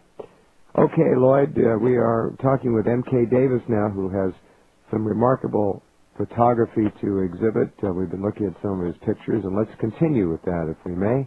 Go ahead, Mr. Davis, please. The next picture is of you standing outdoors with an enormous enlargement. Yeah, that's about the limit of what you can blow this head up, the creature up, or the subject up, without becoming, very distorted. Which is, that's a pretty good size enlargement. I don't get a lot of argument anymore about the quality of the print. You can't blow them up like that unless they're really good, high quality. So that I just included that so you can see that, and it's what Loren was talking about. There's no money to be made in Bigfoot. You can imagine what it costs to produce a print like that. Oh, that's not cheap. And I ended up, I just gave it away. Chester Moore Jr. is going to have it at his conference down in Texas next year. But once I made my point, I proved my point. I just gave it away. I'm the type of person that I want to make my point. If I believe that I'm right, I'm going to try to do it. Now, that's not a single piece of paper. Is that piece, or is that... No, that's panels. There's probably a couple hundred panels in that. Yeah, it has to be. Yeah. It's very labor-intensive. Yes. So you can see what I mean. If I think I'm right, I'm gonna pursue. Well, that's one of the most famous mug shots in the world, and... that's the biggest one you'll ever see. If I can butt in, the point not to lose here is that if you're going to fake a film, if you look at the standard fake films that are out there, they're always shaky, they're at a distance, they're just not clear, and they're not done in a way that allows them to be analyzed in this excruciating level of detail. Mr. Davis, I salute you. That's some amazing work with 16-millimeter film. All right, let's look at image 6 here. Okay, now what you see here on image 6 is the right arm of the creature. Right. Okay, and what I highlighted there with the arrow is what appears to be a festering place or a boil. It's sticking through the fur significantly, enough that it's catching sunlight, and it's got sunlight on top and shadow underneath. Yeah, that's an interesting observation. Yeah, and it's on... all the prints that I've seen that were good enough quality that you could see things like this. And also on the inside of the wrist, there appears to be like a linear type of scar. This is contrast enhanced, and of course the whites get whiter and the darkers get darker. Right. Excuse me. But it's a sort of a linear scar, you know, and I just made a note of it that on if you're looking for something that tells you one way or another whether it's a man or a man in a suit or whether it's a real creature, you want to look for something organic, you know, something natural that you would expect. And to me, these things fall sort of into that line of a natural things that you might expect in an imperfect world where animals are, or creatures or whatever are living in the wild and they're not being cared for. Gotcha. Okay. Okay, along those lines, in image 7 is a series of what I consider to be scars or imperfections or flaws. The first one on the far left would be the one on the forehead that I pointed out to you. Right. Okay. The second would be that linear scar on the inside of the wrist. Now, the third is an interesting one because it appears to be a mass on the right arm. And I showed this to EMTs, and they were all pretty much in agreement that what it appeared to be was a mass of proud flesh or scarring tissue that simply no hair would regrow on. And it's a significant mass. I really don't know have an explanation for why it's there, except that it is there. Yeah. And on the back of the right arm is another linear scar or artifact that seems to cross or cut across that hairline. I see it. Pat, life is tough out there, huh? Oh, well, apparently it is. This thing didn't appear to be in that great a shape. Now, we were talking about the profile of the face earlier. If you look at the one on the far right, you can see that how flat that profile is. Okay, now to the gifts. Yeah. Okay, one more. I've got to do one more. Then, and it may not seem like much, but if you scroll past the, and then again, you know, maybe the pooching of the lips from that's contributed also. It's just, that's speculation. Now, we have an image 8, and we have some animated GIFs here, which are we want to get to as well. Okay. And on the back of the right arm is another linear scar or artifact that seems to cross or cut across that. And it's a significant mass. I really don't know have an explanation for why it's there, except that it is there. Yeah. And on the back of the right arm is another linear scar or artifact of proud flesh or scarring tissue. They call that limb darkening. Like if I were to photograph a planet, it would be darker around the edges than it would be in the middle. So if you look at the bottom of that foot, you'll see that the very center is washed out. Right. But around the edges, you begin to see color, and it becomes more properly exposed. Got it. So you can kind of get an indication or an idea of curvature of the bottom of the foot from that. Also, if you'll notice behind the toes and on the ball of the foot, there appears to be some debris from the creek bed or the stream bed or whatever. And you can make it out on the more fuzzier picture. And when you photograph anything that's curved, it doesn't expose the same all the way across because, you know, the parts that are 14. Yes. Now, this gentleman right here, and I hope he's not mad at me for putting his picture up there, but this is a really brilliant young man from L.A. named Scott McClain. Over to the arms of the creature, and you'll see tremendous arms on this thing. And I'll give you an idea of how wide those biceps are. They measured at the height of 6'7". The biceps measure 10.5 inches across at the widest point. Fourth on that, but that's the most. How interesting. But the most important thing about this picture is the sizing, that he sized it to exactly 6'7".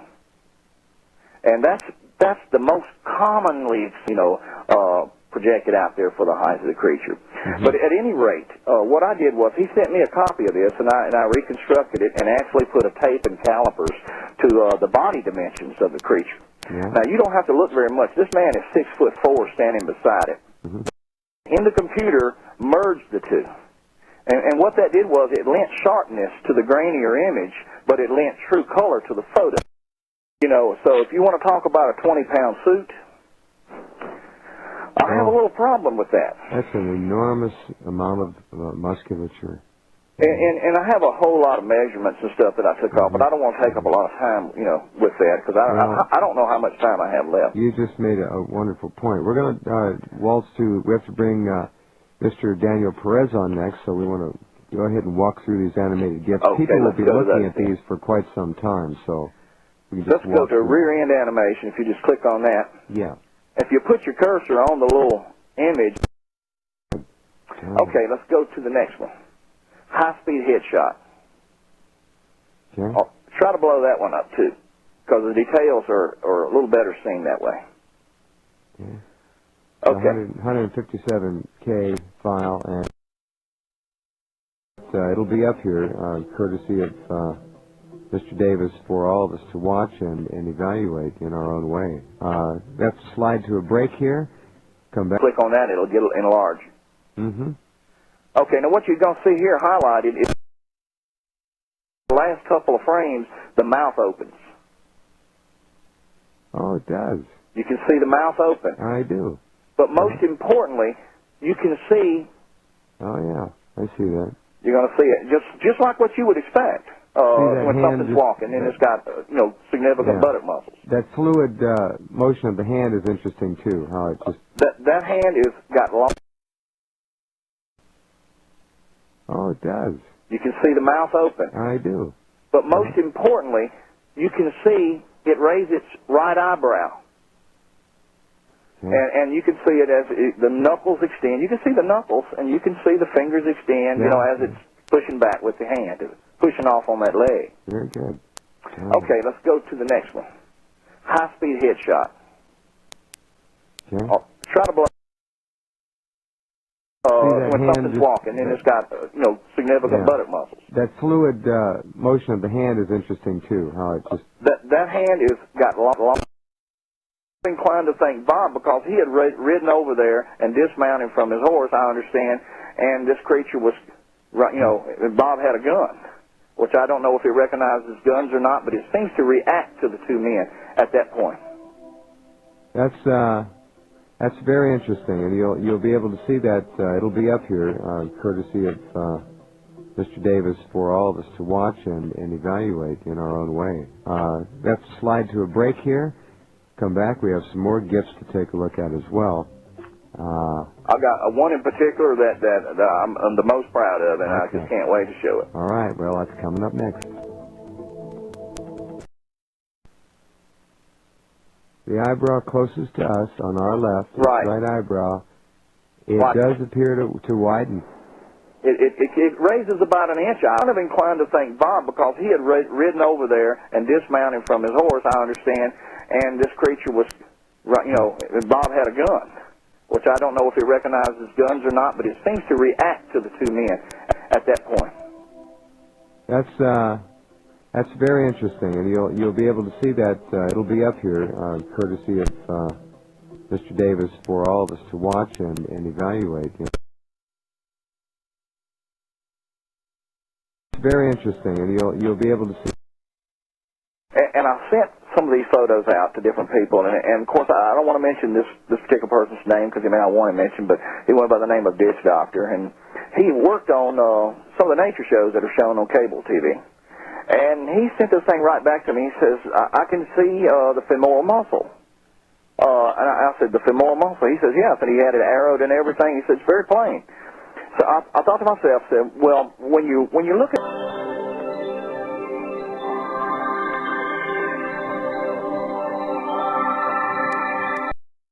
Let's slide to a break here. Come back. We have some more gifts to take a look at as well. I've got one in particular that I'm the most proud of, and I just can't wait to show it. All right, well, that's coming. Came about was that, of course, on the Internet, you're able to exchange a lot of information and a lot of dialogue. And I know the Internet has its dark side, but it also has its bright side, and that's the bright side, is you're able to talk with people with expertise that perhaps you don't have. And I sent some of these photos out to different people, and of course, I don't want to mention this particular person's name. And you'll be able to see that. It'll be up here, courtesy of Mr. Davis, for all of us to watch and evaluate. Eyebrow. The eyebrow closest to us on our left, right eyebrow, it does appear to... Okay, now the way this particular one that I'm going to show here came about was that, of course, on the Internet, you're able to exchange a lot of information, and up and down the leg, as it put its weight on there. Click on thigh muscle movement. Got it. I'm looking at it. That's a remarkable photograph right there, and that's what I was telling you about the sun. The sun is penetrating that hair to the skin. Mm-hmm. And all that white that you see on there is skin. Mm-hmm. Mm-hmm. And there's a sickle-shaped scar right on top of the thigh. Basically, what I did was I lassoed the upper thigh from two different frames as the creature put its weight on the leg. And I just literally moved them over and realigned them so there was no leg swing at all. It was held fast. And the only movement that became apparent then was the movement up and down the leg as it put its weight on there. Click on thigh muscle movement. Saying a suit just doesn't do this. The suit doesn't do any of this. Well, that's an extraordinary piece of work, Mr. Davis. We've got two more, and I want to make sure we got about 2.5 minutes left, so let's touch on those if we can. I can see why you're proud of that. Okay, let's go to fast walk. Okay, fast walk. And if you can get that enlarged a little bit. Yeah, there it is. I do see it. And you can see the femoral muscle splits into a Y shape. It goes along the lower side of it, and then it goes up the middle there. And the tip of that skull, the shoulder with the ball and socket. Yes. And you can see the skin on the armpit. Of course, we know that there's not a lot of hair there.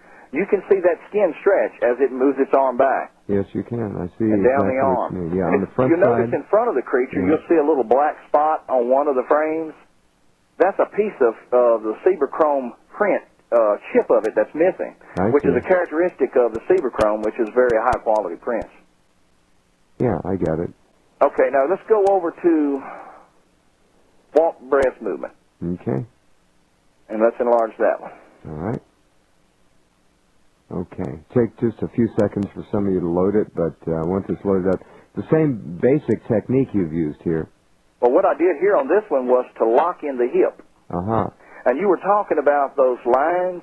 Yes. If you look, you'll see those lines move. Yes, you'll see them move in and out of the light as it's walking, and they'll shift and change. It's just artifacts of shadows and light. But on this particular one, by locking it at the hip, it allows the upper body to rock, and it allows the legs to rock, and you'll see the breast swing. Good, very good analysis. Just remarkable work you've done. And there's a lot more to be done too. It's all a matter of getting hold to the good photographs and exploiting all the techniques that are available. And I think that basically technology's caught up with the Patterson film. A good way to put it is that Bigfoot may have actually been caught by a mouse. Good point. Good way to put it. That's 5 years of your life we've been able to watch here in the last, half an hour or so. Yeah. It's been I've had a great time doing it. I really have. I started out with just interested in the photography of it, and as I saw what I saw, I became interested in the biology of it. Well, Lloyd, we have just a few seconds. I know you want to thank Mr. Davis. Thank you, MK, for coming on. This has been really enlightening for everyone, and I think it points out the clear reality of this is a living creature and not a person in a suit. But the next guest, Daniel Perez, is going to be able to add even more to that from his deep and detailed analysis of the film and the events surrounding it. So don't go away. You've got a really good guest coming up. Mr. Davis, thank you very much for being here and making this available to all of us. Thank you. Hey, can I say one more thing? Real quick. I just want to thank my good buddy J. Michael down in Laurel. When I wasn't too popular on the net, he kind of supported me, and I wanted to thank him. Indeed. Well done. Okay. All right, we'll pause on that note, and we shall continue in just a few minutes. Okay, right back with you. Lloyd Pye is here. I'm Jeff Rense, and our guest of the moment here, the final guest tonight in the long list of standing people, is the legendary Daniel Perez. I don't know how you did this, Lloyd, but go ahead and introduce him, please. Well, Daniel is the equivalent of a gym rat in basketball. He's been doing Bigfoot since he was a kid, and he has written probably the definitive study of the Patterson-Gimlin film, Bigfoot at Bluff Creek Creek, and he is the editor and publisher of one of the best newsletters in the field, Bigfoot Times. So it's hard to find somebody with as much knowledge about the film and everything surrounding it and the people involved than Daniel, so we're really lucky to have him on. Okay, Daniel, welcome to the program. You heard last week's program, I'm sure. I certainly did. And have you recovered? I'm recovered and ready to go. All right, roll them.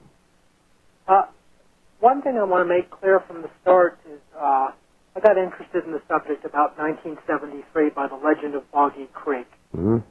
Shortly thereafter, I got in touch with two of the North American Sasquatch researchers, John Green and Renee DeHinden. And they were deeply involved with the PG film, the Patterson-Gimlin film. Yes. And so I learned a lot of stuff firsthand from them. Was never old enough to meet Roger Patterson. But I did receive a phone call just a couple of days ago from John Green, the Canadian Sasquatch researcher, and who was in touch with Bob Gimlin and Roger Patterson's widow, Pat Patterson. Mm-hmm. And they want to make sure that they go on record saying that with regard to the show that was broadcast March 1st, that they deny everything that was stated, and that what was stated by Kal Korff, Greg Long, and Bob Kitviat is just absolute lies. So that is a statement basically condensed from these people. Okay, understood. Thank you. It's on the record. Let's just get right down to it. It's their contention, Kal Korff, Greg Long, Bob Kitviat, that what you see in that motion picture is in a man in a costume. So we could stop the whole discussion right there. Bob Heironimus, the guy who claims to be the Bigfoot in that film, should be able to don a gorilla suit and be able to duplicate the walk that you see in the PG film. So right there, that's what needs to be done. If he says he's the guy, he should be able to do it. He'd have to have pretty long arms, too. I don't know. But all I'm saying is they made the claim, therefore, they should be able to duplicate what was done in 67. I did ask Mr. Heironimus if he was interested in trying to do that, and he said yes. So yeah, and that ultimately would get right down to it. And just from my own studies of the film and studying what other people have done in terms of forensic analysis of the film, yes, is that what you see in that film, the walk, the gait of the subject, is a very complicated technical walk. Superficially, it is like modern man, but when you start to study it as opposed to just looking at it, you start to notice all the subtleties and what's going on in terms of the feet, how they're striking the ground, how the feet clear the soil. I mean, the lower leg from the knee down is almost paralleling the soil, the surfaces it's walking on, and that's absolutely non-characteristic of modern man walking. And in fact, I would challenge anyone to walk just like what you see in that movie film. Point to point. Make that comment again, if you would. The lower leg from the knee down. The lower leg, that is both the right and the left lower leg, from the knee down, is almost going parallel to the sandbar that it is walking on. That's not an easy walk. That is not an easy walk. And let me just jump real quick. Dr. Wolf-Henner Fehrenbach did some calculations just on the speed of the walk that you see in the subject, assuming that the film was shot at about 16 frames per second. Roger Patterson told John Green that he remembered he had the camera set at 18 frames per second. That was probably a mistake on Roger's behalf. And because there's footage of the horses prior to the Bigfoot footage on this 100-foot reel, you can kind of gauge, because we know what horses are going to look like on film in terms of their speed, you kind of dial in where the film speed needs to be. But anyway, Dr. Henner Fehrenbach's calculations is that the subject is moving at about 4.77 miles per hour. Then he goes on to say, quote, that means we would have to assume a jog trot to keep up. But the subject seen, by definition, walking is when you have one foot on the ground at all times. If you watch the race walkers, that they're disqualified if both feet come off the ground. Oh, yeah. So by definition, what the subject is doing in the film is walking. And according to Henner Fehrenbach, that an ordinary man would have to assume almost a jog trot to keep up to the subject that it was filmed October 20th, 1967. René Dahinden, the late René Dahinden, who passed on April 18th of 2001, was probably in most people's eyes the most studied the film and everything surrounding it more than anyone. He always said, I want to make this my case. He did some experiments in terms of having people going over the same course, and it was very clear to them that nobody could walk as fast as the subject walked in the film. So that raises another question. Is this a man in a costume? Or is this, as we call it, Bigfoot? What a stride. The stride, the step, actually. The step varied between 56 inches to 61 inches. Mm-hmm. And there I'd like to talk about, I was listening to your archival material last evening. I guess Kal Korff was your first guest, and 7 minutes into the program, it just tells you, I had to listen to him to kind of gauge the caliber of his work. He says, quote, we got to measure the stride in between steps. Well, in terms of that in general, that's just wrong. What you have in between steps, from the right to the left foot, is considered, from a forensic point of view in criminal investigation, that is a step, not a stride. When you go from left to right to left again, that's a full rotation. That would be considered a stride. I see. So just in terms of point for point, from what these people stated, that you could say, hey, that's wrong. And then 18 minutes into the program, and Loren Coleman has already addressed this, he says, quote, Yeti is checked. That's wrong. Yeti, the etymology of that word, the origin of the word, is Tibetan. So you're saying, well, wait a minute. Kal is already making factual mistakes. So then you have to say, well, what else is wrong? Okay. Hold on, if you would. Danny, we'll be right back in just a couple of minutes. And we have, again, put together a program with an awful lot of people in this 3 hours. And I have a hunch we're going to be talking to them again after everyone has had a chance to read the book. We may have round 2 of this give and take. It's a very big issue and has inflamed a lot of researchers and created a lot of emotional energy, to put it mildly. Be right back.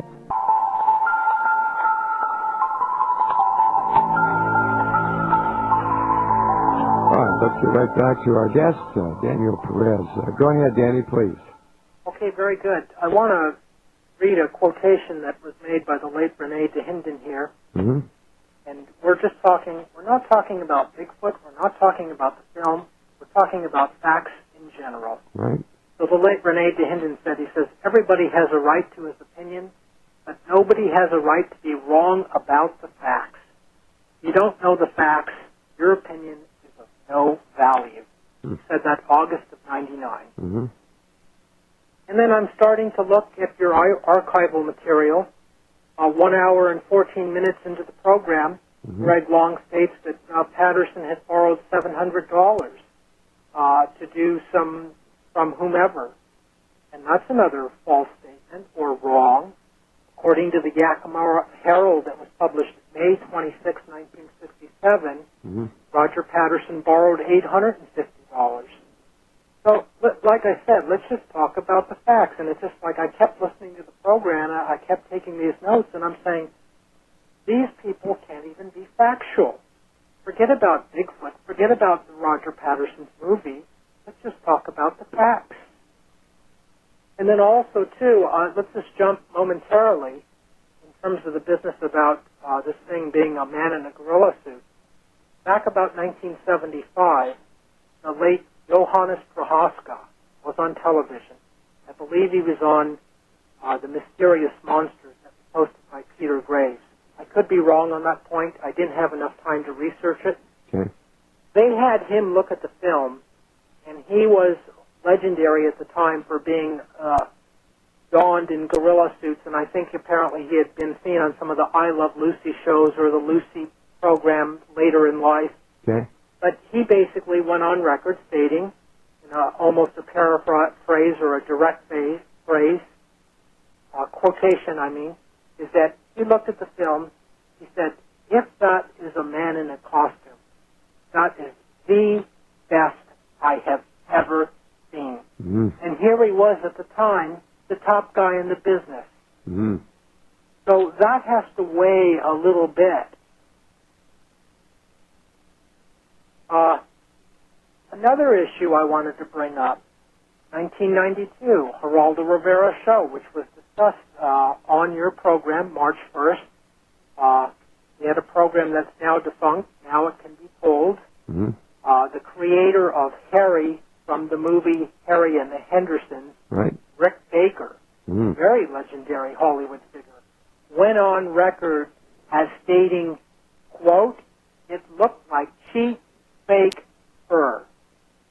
That's what he stated. Mm-hmm. I spoke with Dr. Jeff Meldrum over the weekend, and in fact he was at the University, Idaho State University in Pocatello, Idaho. He's in the science department, and he's very interested in the subject matter. I consider him a Bigfooter, if I may. But I asked what he did. This was about 1996. We had a conference in British Columbia, the Sasquatch Symposium. It was Jeff's first time at the symposium, and he spoke, and he brought with him from the videotape, Harry and the Hendersons, still frames, if you will. From a videotape, I don't think you can get a still frame, but you could get an individual frame-like sequence Mm-hmm. of Harry from the movie. Okay. And according to Jeff, and it was very clear because I was in attendance too, that Harry was the late Kevin Peter Hall was the actor that played Harry. I think he was 7 feet, whatever. But it's very clear that this individual, Harry, is a trousered costume person. And Harry and the Hendersons was made in 1987 with a multi-million-dollar budget. So you mean to tell me in 1987 they couldn't do better than in 1967? Here these people had, this is from Amblin Entertainment, I guess a division of Steven Spielberg. Yeah, I think so. Is that they're producing stuff that is less quality than what Roger Patterson, right. as they've often called him, some hick from Yakima, was able to pull off. Mm-hmm. I mean, I say, like, give it a break.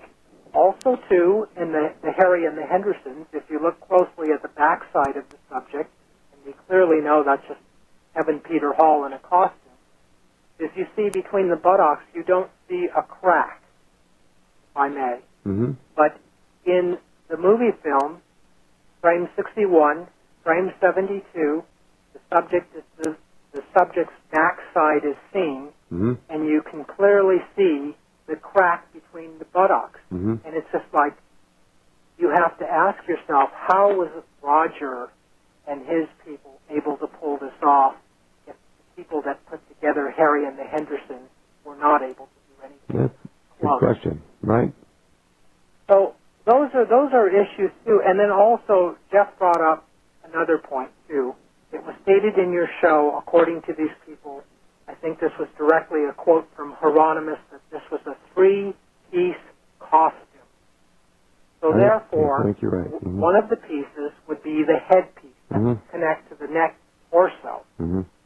Jeff had stated to me that the litmus test, in terms of looking at these costumes, what a good costume is compared to a bad costume, is when you turn the head, is that you will be able to see that where the costume fastens the head part to the torso part. And lucky for us, in the PG film, the Patterson-Gimlin film, around frame 352, that's exactly what happens. The subject's upper torso turns, and its head actually turns too. And that was actually pointed out to me by Richard Knoll from another Bigfooter in Washington State. And there's clearly no point in the upper part of the subject matter in the PG film where you can see anything that would be artificial or an attachment of the head to the torso. And Jeff basically said what you see in the movie film is an animate, real, living creature. And he's someone from the science. Mm-hmm. And also, too, I wanted to mention, too, the discussion about Bob Kitviat on your show, the yes. executive producer of World's Greatest Hoaxes. Mm-hmm. But what Bob did not tell you is that he approached René Dahinden and other people prior to this show being shot with, to the best of my knowledge, it was paperwork. He said, we're shooting a show called World's Greatest. That's all he said. It was World's Greatest. And I think he got several people to participate under that guise. But when the show was broadcast, December 28th, 1998, around Christmas time, the full title of the show was World's Greatest Hoaxes, Secrets Finally Revealed. So he was a little bit deceptive in that sense, in terms of how this thing was done. Have you ever met either Mr. Korff or Mr. Kitviat or Mr. Heironimus? I have spoken with Bob Kitviat by telephone, yes. And that was last year, and this was regarding a different situation. Mm-hmm. Yes, I have. I have never had any. Greg Long used to be a subscriber to the Bigfoot Times, my newsletter. Yes. I've never had any direct communication with Kal Korff, but prior to World's Greatest Hoaxes, I did indeed know who he was, based on his, the Meyer investigation. Yes, the Billy Meyer investigation. Billy Meyer. So I knew who Kal Korff was, and I knew that his gig was UFOs. And on the World's Greatest Hoaxes show, he's introduced as, he's described as a 25-year student of the Patterson-Gimlin Film. And at that time I said, what? Who the heck is this guy? And in fact, no one in the Bigfoot community had ever heard of him. Uh-huh. And Kal goes on record, a direct quote. He says, this foot, right. This is in World's Greatest Hoaxes. He says, this foot, right. As we see it here, Mr. Korff continued, could not have been made by the prints we are told were recovered at the site. It is not possible. They don't match. But the tracks do match. Two independent parties were on that film site shortly after that film was shot, October 20th. The first person to get there was the timber management assistant, Lyle Laverty. And at the time, I guess he knew the film was shot, but he did not see the film. But he recorded slides of the footprints left in the ground. Oh, that's good. And we have those slides now. We have those slides. I see. On that basis, you were able to determine the match. Exactly. We're just about out of time, Dan, but let me ask you this very quickly, and I mean quickly. Have you read the book yet? No. The publisher stated they were sending a copy. All right. Would you be interested in joining us for round 2 after everyone's had a chance to read the book? Absolutely. All right. Well, the invitation is in your lap, sir, and it's your choice. I thank you for having me. Well, I thank you very much for making time to be here. I wish we had more time. We'll do this again with all sides and follow this along. Lloyd, thanks so much for putting this all together. Thank you, Jeff, and I'd just like to say that I would hate to be in the Kitviat long Heironimus camp tonight trying to figure out how to answer this. All right. Well, thank you, Lloyd, and we shall be in touch. Okay. And thanks to all of you for being here tonight. Sorry about the voice, but I'm doing fine, and I'll be back in 21 hours.